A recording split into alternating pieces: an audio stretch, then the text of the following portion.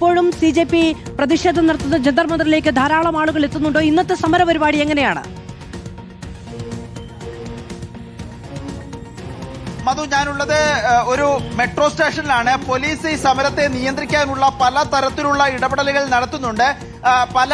ഇന്നലത്തേതുപോലെ 16 metro സ്റ്റേഷനുകളാണ് അടച്ചിരിക്കുന്നത്. Jantar മന്ദറിലേക്ക് എത്താനുള്ള എല്ലാ സാധ്യതകളും കുറയ്ക്കുക എന്നതാണ് കേന്ദ്ര സർക്കാർ കാണുന്നത്, സംവിധാനങ്ങൾ കാണുന്നത്.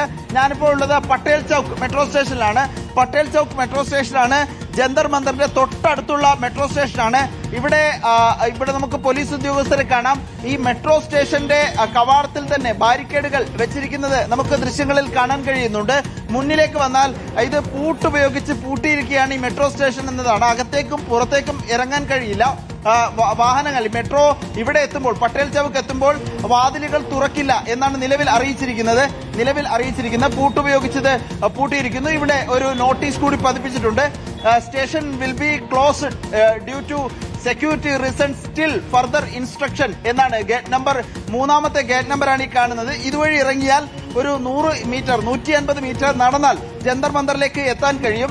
അവിടേക്ക് ആളുകൾ എത്തുന്നത് കുറയ്ക്കുന്നതിന് വേണ്ടി, സമരക്കാർ എത്തുന്നത് കുറയ്ക്കുന്നതിന് വേണ്ടിയാണ് ഈ രൂപത്തിൽ നിയന്ത്രണങ്ങൾ ഏർപ്പെടുത്തുന്നത്. പലതരത്തിലുള്ള നിയന്ത്രണങ്ങളുണ്ട്.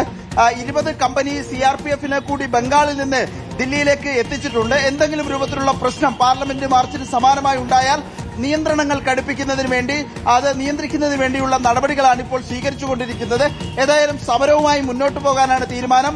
ധർമ്മേന്ദ്ര പ്രധാൻ രാജിവെക്കും വരെ സമരം തുടരുമെന്ന് ആവർത്തിച്ചു പറയുന്നുണ്ട് CJP നേതാക്കൾ. അതിനിടെ ഈ CJP നേതാക്കളുമായി അനുനയ ചർച്ചയ്ക്ക് വഴിയൊരുങ്ങുന്നത് നമ്മൾ കാണുന്നു.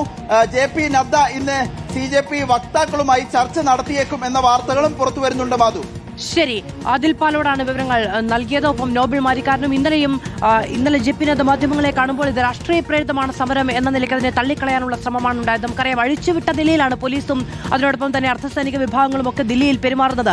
ഓടിപ്പോകുന്ന പോലീസിന്റെ ലാത്തി ചാർജിനെ തുടർന്ന് ഓടിപ്പോകുന്ന പ്രക്ഷോഭരെ ഇടങ്കാല് വെച്ച് വീഴ്ത്തുന്ന ചില പോലീസുകാരെ, ചില അർദ്ധസൈനിക വിഭാഗത്തിലെ ഉദ്യോഗസ്ഥരെ നമുക്ക് കാണാൻ കഴിയുന്നുണ്ടായിരുന്നു. കഴിഞ്ഞ ദിവസം നമ്മൾ പറഞ്ഞതുപോലെ ഒരു പെൺകുട്ടിയുടെ മുഖമടച്ച് മർദ്ദിച്ച ഒരു പോലീസുകാരൻ, ആ പോലീസുകാരനെതിരെ നടപടി ഉണ്ടാകുമെന്ന വാർത്തകൾ കൂടി അവിടെ നിന്ന് വരികയുമാണ്.